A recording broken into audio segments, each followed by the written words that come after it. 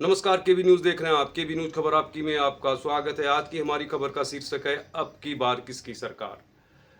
पूरे देश में लोकसभा चुनाव के 6 चरण हो चुके हैं और आखिरी चरण परसों यानी 1 तारीख को होगा, जिसमें 57 सीटों पे मतदान होना है और परसों शाम तक आपको रुझान भी मिल जाएंगे। जो एग्जिट पोल करने वाली एजेंसियां हैं उनके रुझान भी मिल जाएंगे और असली परिणाम तो 4 जून को ही आएगा, जब ईवीएम खुलेंगी तभी मालूम चलेगा कि अब की बार किसकी सरकार। लेकिन फिलहाल आज हम आपके साथ चुनाव की जरूर बात करेंगे और जो लोग चुनाव में बहुत गहरी दिलचस्पी रखते हैं तो वो सारे सोशल मीडिया हो या नेशनल मीडिया हो, उसके आधार पर कुछ ना कुछ राय कायम कर चुके होंगे। लेकिन अभी तक आपने अगर कोई राय कायम नहीं की है तो हम आपको बताते हैं कि वास्तविक स्थिति क्या है। सबसे पहले बात करते हैं बीजेपी की।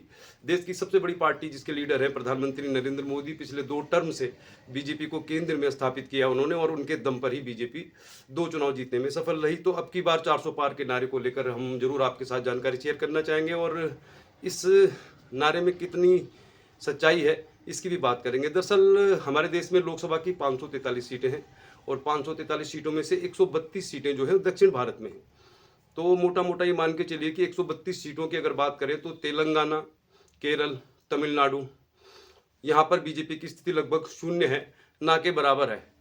आंध्र प्रदेश में जरूर चंद्रबाबू नायडू के साथ उनका अलायंस है, लेकिन यहाँ पर भी बीजेपी बहुत ज़्यादा सीटों में चुनाव नहीं लड़ रही है। 2019 में कर्नाटक में जब सरकार थी येदियुरप्पा की बीजेपी की, तो वहाँ पर कर्नाटक में बीजेपी ने अच्छी स्थिति हासिल कर ली थी। इस चुनाव में 132 सीटों में से 15 से 20 सीटों पर ही बीजेपी मुख्य तौर पर चुनाव लड़ रही है। तो 400 पार का नारा 132 से अगर आप 20 को घटा दें तो आप मान के चलिए कि 112 यानी कि 412 सीटों पर ही फाइट में है बीजेपी। जो बाकी सीटें बची हुई हैं, तो 400 पार का जो नारा है वो सच्चाई से काफ़ी दूर है और इसको हासिल करना वास्तव में बहुत मुश्किल काम है। कार्यकर्ताओं में जोश बनने के लिए नारा गढ़ा गया था और ऐसा राजनीति में होता है। बहुत सारी पार्टियां इस तरह के नारे भी गढ़ती हैं और इस तरह के दावे भी करती हैं। तो फिलहाल 400 पार तक जाना तो नामुमकिन सा लग रहा है वर्तमान परिस्थितियों में। 2019 में 303 सीटों पर बीजेपी ने अकेले दम पे जीत हासिल की थी, यानी बहुमत का आंकड़ा जो 273 का है उसको अकेले दम पे पार कर लिया था बीजेपी ने और 303 सीटें बीजेपी ने जीती थी, जिसके दम पे प्रचंड बहुमत की सरकार बीजेपी की आज मौजूद है केंद्र में, जिसका कार्यकाल अब समाप्त हो जाएगा 4 जून के बाद। तो 303 सीटें जो बीजेपी ने हासिल की हैं, अगर बीजेपी इसी प्रदर्शन को भी दोहरा दे तो ये आज के दौर में एक बहुत बड़ी कामयाबी मानी जाएगी। दरअसल पिछले चुनाव में जो हिंदी भाषी बेल्ट है, चाहे राजस्थान हो, गुजरात हो, मध्य प्रदेश हो, महाराष्ट्र हो, बिहार हो, उत्तराखंड हो, छत्तीसगढ़ हो, झारखंड हो या दिल्ली हो या हरियाणा हो, इन सारी सीटों में मतलब सारे क्षेत्रों में बीजेपी ने अपोजिशन का सुपड़ा साफ कर दिया था। तो 303 सीट हासिल करने में जिन राज्यों का सबसे बड़ा योगदान था, उन बड़े राज्यों की बात करेंगे, जिसके आधार पर आपको मालूम चल जाएगा कि वास्तविक स्थिति क्या है। राजस्थान एक बड़ा राज्य है जहाँ पे 25 सीटें हैं और 25 की 25 सीटें पिछले टर्म में बीजेपी ने जीती थी। यहाँ पर ऐसा माना जा रहा है कि कुछ सीटें कम हो सकती हैं। महाराष्ट्र में 48 सीटें हैं, जहाँ पर 41 सीटों में बीजेपी ने शिवसेना के साथ जीत हासिल की थी। यहाँ पर से भी सीटें कम होने का अनुमान है, क्योंकि अब जो अलायंस है शिवसेना के साथ नहीं है बीजेपी का। बिहार, जहाँ पर 40 में से 39 सीटें जीती थी बीजेपी ने पिछले टर्म में और इसी की बदौलत 303 का आंकड़ा पार किया था। वर्तमान परिस्थितियों में जेडीयू के साथ अलायंस हुआ जरूर है बीजेपी का, लेकिन बिहार से जो खबरें छन छन कर आ रही है उनमें ऐसा माना जा रहा है कि बीजेपी की स्थिति तो वहाँ ठीक है जिन सीटों पर बीजेपी चुनाव लड़ रही है, लेकिन जिन सीटों पर नीतीश कुमार की पार्टी जेडीयू चुनाव लड़ रही है वहाँ पर बीजेपी का जो वोटर है या वोट है वो शिफ्ट नहीं हो रहा। तो वहाँ पे जेडीयू के कमजोर प्रदर्शन की वजह से बीजेपी को नुकसान हो सकता है।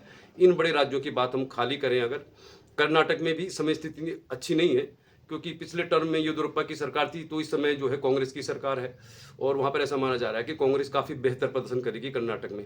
तो बीजेपी को जिन 5 बड़े राज्यों में नुकसान होने की आशंका है उनमें राजस्थान, कर्नाटक, महाराष्ट्र और बिहार ये बड़े राज्य है। और राजनीतिक विश्लेषक जिस तरह की ग्राउंड रिपोर्ट्स आ रही है तो ऐसा मानकर चल रहे हैं कि इन 4 राज्यों में अगर 10-10 सीटों का भी नुकसान होता है बीजेपी को, तो 303 में से अगर 40 सीटें भी हटा देते हैं तो फिर बहुमत के आंकड़े तक पहुंचना काफ़ी मुश्किल है। और ये बिल्कुल ग्राउंड की रिपोर्ट है और ये रिपोर्ट बीजेपी के पास भी मौजूद है और जो लोग राजनीति में दिलचस्पी रखते हैं उनके पास भी मौजूद है। इसके अलावा हरियाणा, जहाँ पर 10 की 10 सीटें बीजेपी ने जीती थी पिछले टर्म में, वहाँ पर चाहे किसान हो, चाहे जाट हो, चाहे वो कुश्ती वाला मामला हो, तो वहाँ पर भी खट्टर को हटाने के बाद थोड़ा सा लहर नहीं है बीजेपी की। तो हरियाणा से, दिल्ली से 1-2, उत्तराखंड से भी 1 सीट के बारे में कहा जा रहा है, झारखंड से भी 1-2 सीटों का नुकसान हो सकता है। तो कुल मिला के जो 303 का आंकड़ा है उसको ही पार करना बीजेपी के लिए वर्तमान परिस्थितियों में काफ़ी मुश्किल है, क्योंकि जो भी सर्वे एजेंसियां हैं उन्होंने अभी सर्वे नहीं किया है, क्योंकि जब तक मतदान समाप्त नहीं होता एग्जिट पोल नहीं आएगा। लेकिन CSDS हो चाहे एक्सिस माई इंडिया हो, दोनों के जो एग्जिट पोल करने वाले अधिकारी हैं उन्होंने कहा है कि 2019 की तरह राष्ट्रवाद की लहर नहीं है और उस तरह का मुकाम हासिल करना बीजेपी के लिए काफ़ी मुश्किल है। इतना ही उन्होंने कहा है और इसी बात को हम आपके साथ शेयर करना चाह रहे थे कि उत्तर भारत की तमाम हिंदी भाषी राज्यों में बीजेपी ने क्लीन स्वीप किया हुआ है। गुजरात की सारी सीटें बीजेपी के पास है। मध्य प्रदेश में एकमात्र सीट छिंदवाड़ा की जहाँ पे नकुल नाथ जीते थे पिछली बार। तो ऐसा माना जा रहा है कि मध्य प्रदेश में 4 से 5, राजस्थान में 10 और महाराष्ट्र में 15 से 20, बिहार में 15 से 20, इस तरह की सीटें कम होने की संभावना नजर आ रही है जिस तरह का माहौल है। और इस चुनाव में खासतौर पर एक बात और देखी गई है कि अपोजिशन ने भी काफ़ी मतलब अच्छी प्लानिंग के साथ चुनाव लड़ा है और इसीलिए फाइट काफ़ी क्लोज है। कुछ खास लहर नहीं है। जिस तरह राम मंदिर बनने के बाद ऐसा माना जा रहा था कि अब तो बहुत आसार हो जाएगा बीजेपी के लिए, और राम मंदिर की प्राण प्रतिष्ठा होने के बाद बहुत सारे राजनीतिक विश्लेषक इसको बड़ा आसान मान रहे थे। लेकिन सबसे ताज्जुब की बात है कि इस चुनाव में राम मंदिर को प्रधानमंत्री मोदी ने बहुत ज़्यादा इस्तेमाल अपने भाषणों में नहीं किया है। अपोजिशन ने भी इस बार प्रधानमंत्री के लिए कोई ऐसा बयान नहीं किया जिसको ढाल बनाकर वो आगे बढ़ते रहे, और प्रधानमंत्री जी ने ही बहुत सारे कुछ ऐसा बयान दिया है कि विपक्ष ने उस पर खूब मजे लिए हैं। तो कुल मिला के चुनाव में इस बार फाइट है, कोई लहर नहीं है। अब जो ग्राउंड में भीड़ दिखाई दे रही है अपोजिशन की रैलियों में, क्या वो वोट में तब्दील होगी? लेकिन ऐसा माना जा रहा है उत्तर भारत के जितने भी राज्यों में बीजेपी ने क्लीन स्वीप किया था वहाँ से थोड़ी थोड़ी सीटें अगर कम होती हैं तो कम से कम 50 सीटें तो बहुत आसानी से कम हो जाएंगी।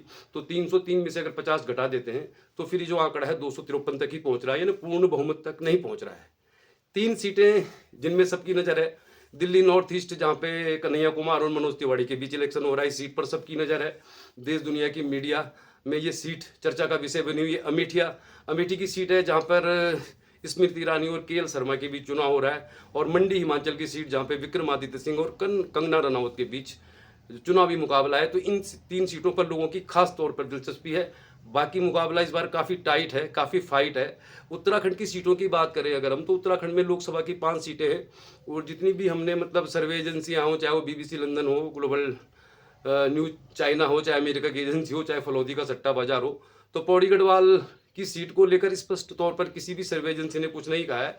लेकिन ज़्यादातर विश्लेषकों का मानना है कि उत्तराखंड में भी 1-2 सीटों पर नुकसान हो सकता है। तो कुल मिला के 4 जून का इंतजार कीजिए, परसों तक रुझान भी आ जाएंगे। फिलहाल मुकाबला इतना आसान नहीं है, ये हम कहना चाह रहे हैं। और 400 पार का जो नारा है वो हकीकत से काफ़ी दूर है। फाइट क्लोज हो रही है और कोई लहर दिखाई नहीं दे रही है। अंडर करंट है, वोटर भी साइलेंट है। तो अगर महंगाई और बेरोजगारी ही मुद्दा है तो फिर समझिए आप चुनाव का जो परिणाम है उलटफेर बड़ा भी आ सकता है। लेकिन कोई भी चुनाव का परिणाम आए, इस बात की संभावना बहुत कम है कि एब्सोल्यूट मेजोरिटी किसी एक पार्टी को मिल जाएगी, और बहुत सारे उलटफेर देखने को मिलेंगे। जिस तरह IPL में होता है उस तरह इस बार के चुनाव में जरूर होगा। 4 जून को जब EVM खुलेंगी तो बहुत सारी सीटों में उलटफेर भरे परिणाम आएंगे, और तब तक सभी को इंतजार करना जरूरी है। उम्मीद करते हैं 4 जून को जो भी परिणाम आएगा उससे देश का भला होगा, देश में एक अच्छी सरकार बनेगी। आज के लिए फिलहाल इतना ही। अब की बार किसकी सरकार मालूम चलेगा 4 जून को। देखते रहिए KB न्यूज़, खबर आपकी। दे रहिए KB न्यूज़, खबर आपकी।